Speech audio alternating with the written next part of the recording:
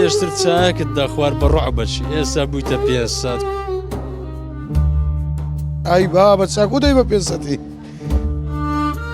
گرام بۆ بیتە 4 ئەوەندەی دەخۆم.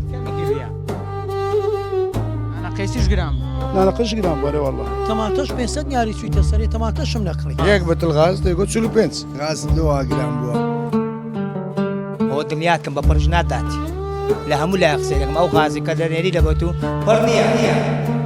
ئەو دوکانانە هەموو قەپاتن کەس هیچ نافرۆش. کورە دەست دەدە هەر شتێکی بوویتە 2 قات و 3 قات. ئەگەر بەراورد کرد لەگەڵ مانگ پێش ئێستا 10,000 یاتە سەر. کەنگورکار 6 گرام بووە هەموو شتێک گرام. والله فەرقی کردی ئەشیاکە مەعام گرام بۆڵە هەر بابەتی پێش 7 زای بەسەکەتی وەڵڵا. بابەتی هەرێ بە قوڕان.